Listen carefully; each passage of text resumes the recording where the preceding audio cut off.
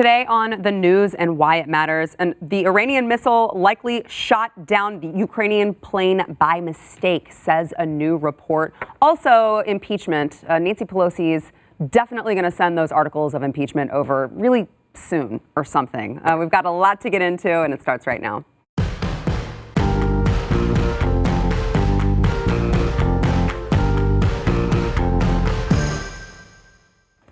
Welcome to the news and why it matters. I am Sarah Gonzalez, today joined by Stu Burgier, back on the show. He was like, I don't know, protesting or something and not appearing on the show. And fighting for workers' rights. Were you?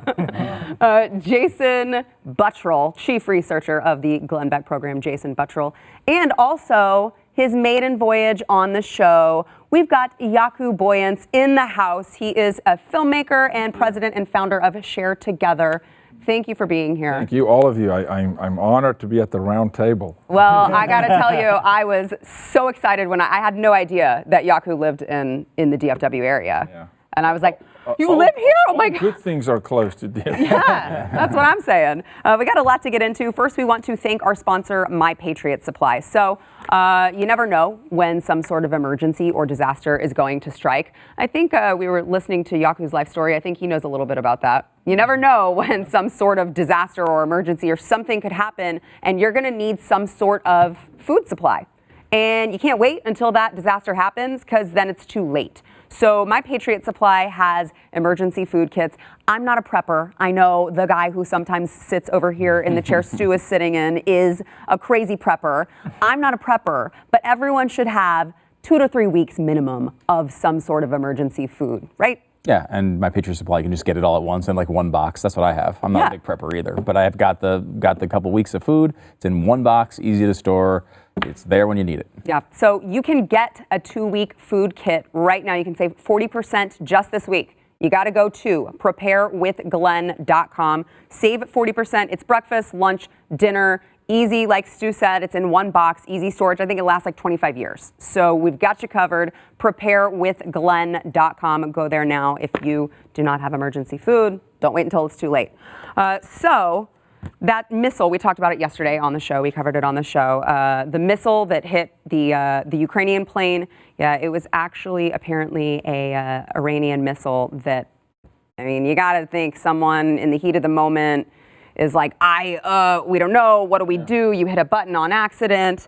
And that is what the Pentagon has reportedly said happened. Stu, what are your thoughts? It seems like all the intelligence is lining up on the fact that it was Iran that shot it down. I mean, Iraqi intelligence, and the Pentagon has Western, Canada. Right. No, Canada's a big one because 63 Canadians were on the plane. Right, which, I mean, really kind of lends to why they were saying, we're not going to turn over the black box. Yes. I mean, when they said that, you're like, okay, why are you not going to do that? I mean, it's a terrible tragedy, first of all, but as it relates to everything else going on, I mean, it's just another massive complication. I mean, if you're in the middle of, you're a Canadian citizen, you're dealing with 63 people dead, not to mention if you happen to be, like, no one's even mentioning Ukraine, where the flight was going. God only knows how many people were on there that were Ukrainian and from all over the world.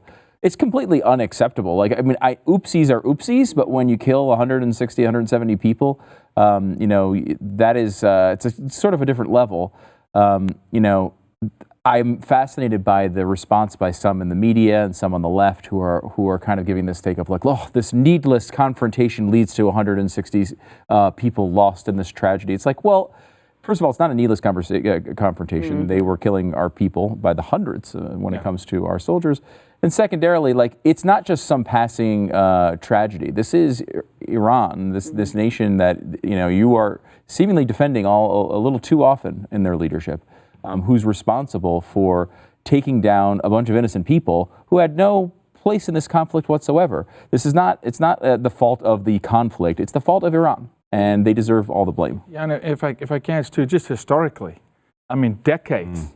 Targeting Americans, and this all just comes to a head, but it's a trigger-happy situation. It's in the height of the conflict, and in the hour, in the moment, and something's in the sky, and Guy hits a button, and there goes a commercial airliner, but it's multiple nations involved. Yeah. It's an airliner from the Ukraine flying across international territory with international people on board. So it's a disaster, but it's at the hands of the Iranians. This is not the president or the conflict in that moment. I stand with you. This is just, a culmination, and also, again, shows you competency. Here, our commander-in-chief stands down the following day, has great advice, and does it responsibly. And in the heat of the moment, one of their soldiers, or by command or not, shoots down a commercial airliner.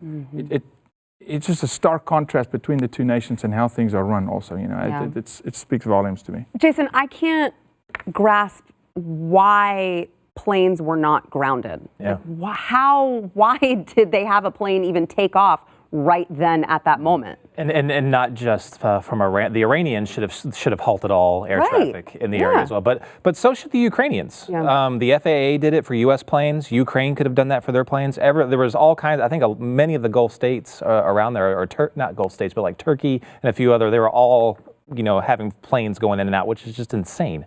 I was very skeptical about this at first. I just didn't want to jump to conclusions. But I've been in there's a Telegram channel that Iranian dissidents will send information out, and they started sending out pictures of the debris. So people were going out there and they were taking pictures, and there was shrapnel marks all over this aircraft. And which it looks exactly like, from a military nerd perspective, that's exactly what the Russian SA-15 would do. It goes up and it explodes right before it makes impact and shreds the plane with shrapnel. And you can see that all over. Well, just recently, I think I tweeted this out about an hour ago, another video came out that shows a missile going at high rate of speed that looks like it's the trajectory and velocity coming from the ground, hitting the plane. That right there is the smoking gun, in my opinion. So I have very high confidence of it happening. In your opinion. In your opinion. All right, Jason. So that's what's happening. Now, this is where it gets really interesting, because they could own up to this fairly easily. Yeah. We've shot down a commercial airliner by mistake. Many countries have. It's tragic. Own up to it and then deal with it with their families and with those governments. And then it would go away.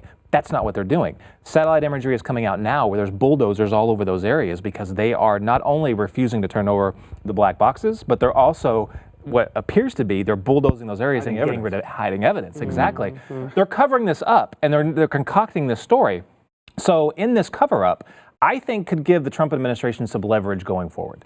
It gives them leverage to say, okay, now do you really like that JCPOA? We've been telling you to get out of it. Do you want to come back in on the sanctions with us? Because now you can push, say, Trudeau to say, how about those sanctions? Or you can push, other nations that were involved or that don't want to see this type of behavior, continue on in the future. So they put themselves, and again, all in their doing, in a very, very shaky position going forward. Yeah.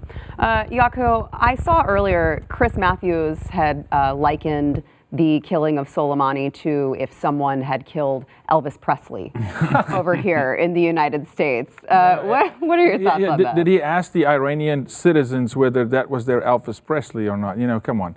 I mean, we're talking about a guy that is known to target Americans, that was conspiring, and look, kudos for our intelligence community now that's actually operating, it's working, right? We're getting intelligence ahead of the game, and we're informing our commander-in-chief. Like that you can't take comments like that seriously. I mean, anybody that actually pays attention, it's one of those comments where you go, okay, obviously ignorant, dismiss, let's go have a real conversation. Because stark contra, Elvis Presley, the king of rock and roll, united music for the world, and here you have a mass terrorist and guy killing people. I don't think Elvis was killing people, right? Well, right. And whoa, let's not jump to conclusions. So what if it comes out he's an international terrorist? Then that analogy makes sense. Well, it's so frustrating to me, right? Stu, because it's like, okay, I have heard the argument, well, I mean, but to the people of Iran, I mean, he was revered and he was this, and it's like, well, you're our mainstream media, and you're kind of leaving out a lot of context here.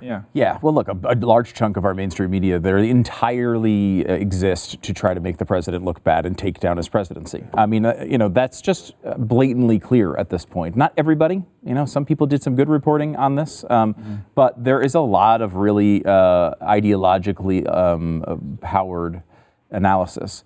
And when you come to a thing like this, and this is, in some ways, points like the Elvis thing are a good sign for Donald Trump, because if you have to get that ridiculous to criticize him, you realize that this thing has been basically an A+ so far. If we could have gone back in time and say, okay, well, they've attacked us and killed an American, we're going to go back and get a very high value target, someone who's killed hundreds of U.S. troops, and the retribution for that will be basically nothing. If that continues, and it's, we don't know what's going to happen from proxy groups and such still, but as it stands right now, I mean, this has worked out better than anyone could have expected.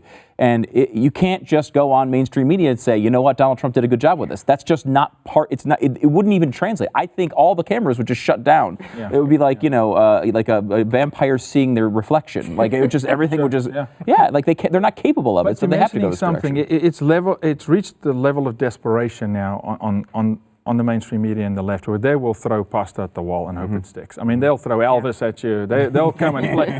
They'll play in your heartstrings. Man, they may throw Barney at us next week. Look, it's desperation mode. No, but it's where we're at. And some of the topics we're discussing today, they're obviously in a corner. They know it, and it is just, how do we defame this guy? And they're trying anything possible, and it is playing out pretty well for the administration. It is hilarious, though, because they blamed, like what you said, they blamed Trump for Iranians shooting down a Ukrainian airliner. Thanks a lot, Trump, for that one. Like, how does that work? And then and then you were mentioning, we're not really sure what those like proxy forces are going to do. They came out today and said, the regular army and Iranian military is standing down. Our proxies will go back to doing what they were doing. So they've already confirmed that. So basically, the exact same thing that they were doing before since 1979, they're going to continue doing the same thing. But then again, they said, thanks a lot, Trump. Absolutely, regardless of what happens, it's because Trump did something. Yeah, it'll be interesting to see if they really do go back to what they did before, because the one thing that you can say about this is Trump set a red line. Like he said, no more American lives. Even from proxies, we know it's you. They come on, they're going to do their little damage here and there. I mean, vandalism and things will occasionally blow up. But when you get to a point where they're actually going after American citizens, it seems like Trump has said, no more. We've been dealing with this and giving you this sort of half response for a very long time.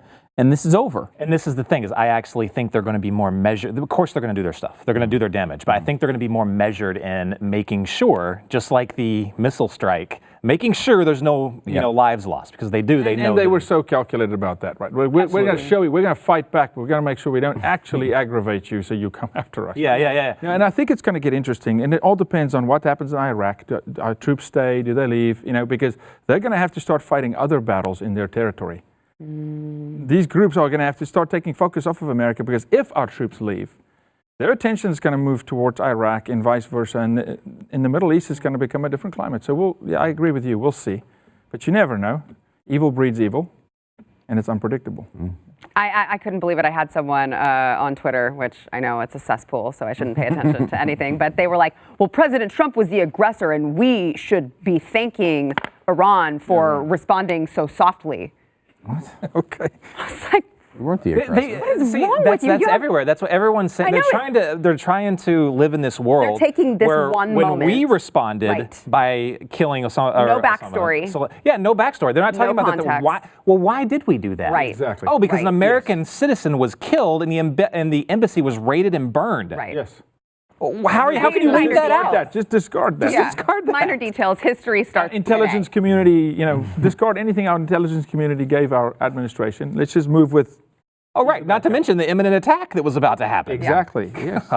Well, we haven't seen the proof of that, Jason. All right. When we come back, we have more on impeachment. Apparently, it's supposed to start next week. I don't know. We were enjoying not having to pay attention to it. We've got much more. Stay tuned.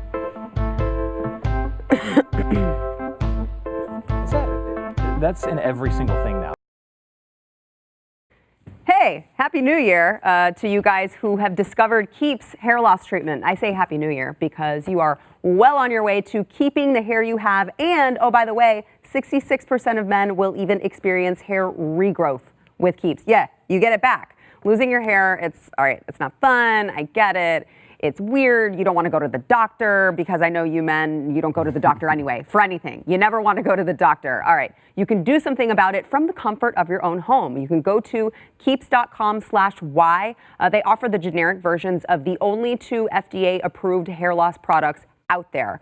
And it's generic, so it's going to save you a lot of money. You can go to keeps.com, you answer a few questions, take a couple pictures of your hair, and a licensed doctor will review your info and get you on the right treatment. It is shipped directly to your door. You can go to keeps.com, that is KEEPS.com/Y, to get your first order of hair loss treatment 50% off. Yeah, that's right. I said 50% off. I told you Happy New Year at the beginning of this. You didn't believe me. Keeps.com/Y. Go get you some Keeps for 50% off. Before we move on to impeachment, our good friend, member of the squad, Ilhan Omar, during a Democrat-held press conference on Wednesday, Ilhan Omar claimed that talking about the conflict with Iran is just making her feel ill and really triggering her PTSD. Watch. Thank you, Ro. I feel ill a little bit because of everything that is taking place, and I think every time I hear about I hear of conversations around war, I find myself being stricken with PTSD. And I find peace knowing that I serve with great advocates for peace and people who have shown courage against war. Not pictured here also is during that same press conference when she was behind Sheila Jackson Lee and visibly laughing and joking with her colleagues. That seems like a really weird reaction to PTSD, Yaku. Yeah, I wonder. You've got Representative Omar claiming PTSD and her job so hard. I wonder what we say to a guy like Dan Crenshaw. Saw battle, lost his eye, serving the American people, not saying, hey, I can't do my job because it's just too tough, And we should ask Representative Omar how the students at the University of Minnesota feels for some of her policies around that campus, the PTSD that they're going under for some of the things she's doing in her territory. So it's that little splinter in the eye before you call out the other guys, log in his eye. So no, come on. We've got incredible men and women that serve this country in our House and Senate that have served this nation, that have all seen combat.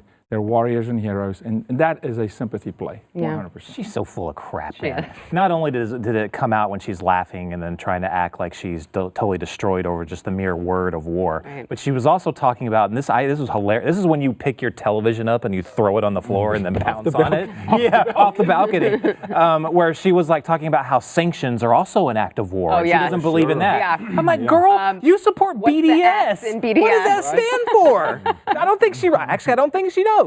She just knows that it's all about getting them Jews, so she's all about it. But she never even bothered to learn about the stupid acronym. As long as it's anti-Semitic, she's happy. Oh my gosh. The PTSD around that. You should go spend some time there and ask those students. Stu, what are your quick thoughts on that? Yeah, the PTSD thing's a little weird. There's actual, the guy that was killed, this whole conflict you're talking about, killed 600 troops. Well, that's named how many thousands. She has PTSD because he's gone.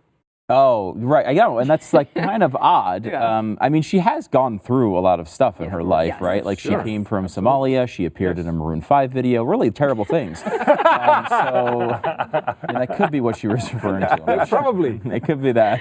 Adam, what did you do? All right, moving on to impeachment. Nancy Pelosi said today that she is, probably going to send over the articles of impeachment soonish. We're not really sure. Watch. So are you going to find the articles indefinitely? No, I'm not holding them indefinitely. I'll send them over when I'm ready. And that will probably be soon. I just, he said, if you don't send them over, I'm going to pass the Mexico-U.S. Canada trade agreement. Okay. But no, we want to see what they're willing to do. Stu, what is the master plan here? It's really been handled terribly. I mean, there was this like sort of narrative that she was this master sort of strategy person, that she could always figure these things out, and she had her finger on the pulse of everybody, and it's like, I don't see it at all. I will say that one scary thing we should point out here is that if Nancy Pelosi is that excited about the U.S.-Mexico trade agreement, it might not be that good a thing. Just going to throw that one out there. I'm a little nervous about that. But, you know, this is becoming your farm bill for me. Yes. Look, bottom line here is that it's bizarre, because if she was to bring this over at this point, if you're the Republicans, why not hold on to it at least until just start the thing like 2 days before Iowa, like make all these senators, not even like, I mean, it's just at this point you're just inconveniencing the Democrats. I don't know why she's waiting.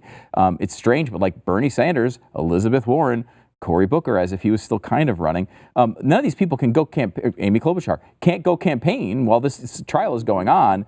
And you're handing this to Mitch McConnell. He can just really, really ruin their potential chance at winning this thing.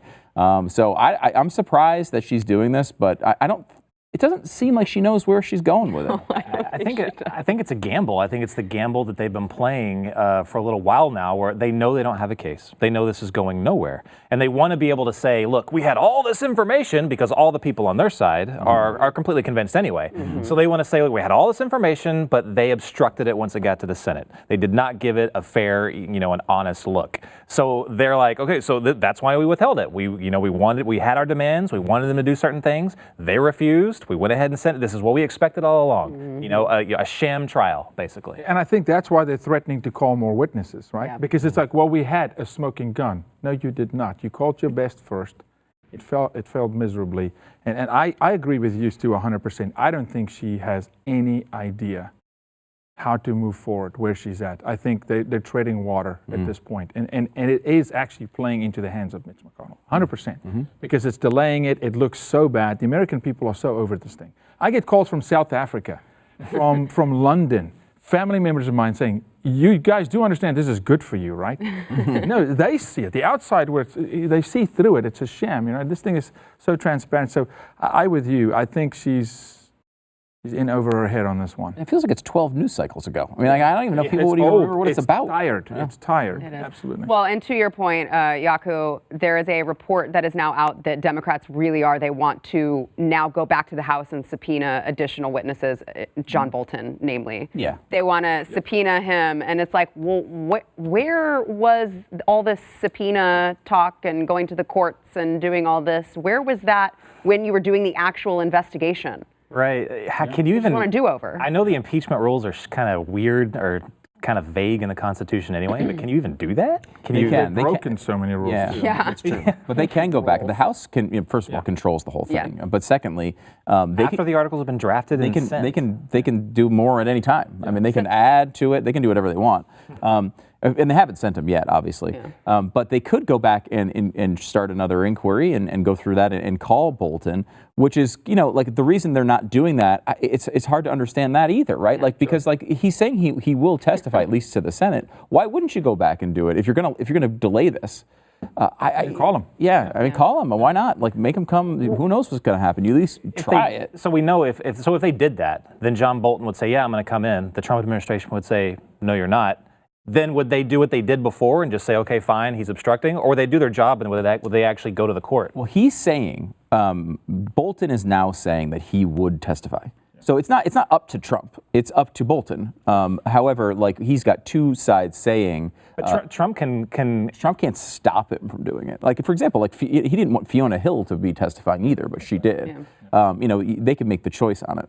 It's just a matter of he was trying to be deferential to the executive branch before and saying, let the courts decide. If you want me to go, if the courts say I should go, I'll go. He's now saying, I've looked at all the evidence and I think the courts would tell me to go, so I will. I'll just do it. All right, back in a minute. It's weird though, because they don't need to wait for the Senate. Jaco, before we go into overtime, tell everyone where they can find out more about your organization, Share Together, and let them know a little bit about it. Yeah, please go to sharetogethernow.org or anything on socials. It's going to find and lead you there, push you there. But we fight sex trafficking, right? And in America, and we fight for American families, and we fight for life in the womb and out of the womb. and we fight for family and getting dads back home. So anything that's family, right? Bringing the family unit back together, because I believe that's how we fix culture. It starts in the home. Yeah. These conversations need to get back. I'm a father. It needs to get back into the house. And that's where our children need to know where their value and their worth is. Amen. All right, we have got more coming up in overtime. Make sure you go to blazetv.com to catch it.